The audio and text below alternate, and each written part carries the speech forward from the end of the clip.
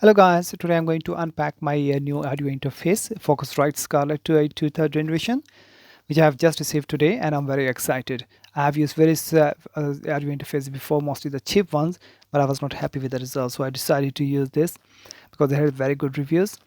Although I had to spend much more money, but let's see how it is.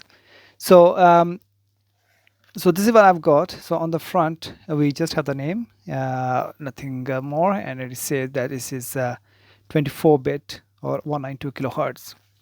And on the back, let me just zoom a bit. Okay, so on the back it says about the included software like Avid, Albiton, XLN, audio, etc. And on the top it says the world's best-selling audio interface. Okay, I will use it and I will find out whether it's or not. So let's just open it and see what's inside. That looks cool.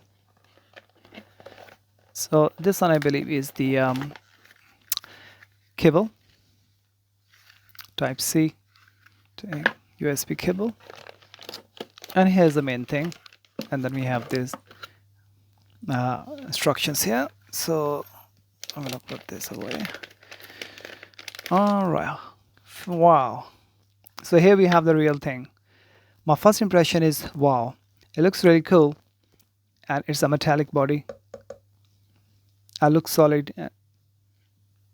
Okay, so on the front, let me just zoom a bit.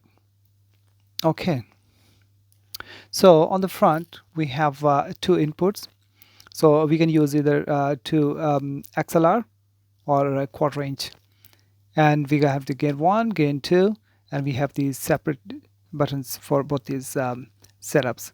So here we have the instrument button and the ear. So the instrument button you can use if you are using instrument instead of the mic, and the ear button does increases the sound quality a bit better. So here we have the same buttons on this side, and then we have the 48-volt power supply button, and on the bottom we have the direct monitor button, and we have the option for the mono and stereo, and then we have to get the big dial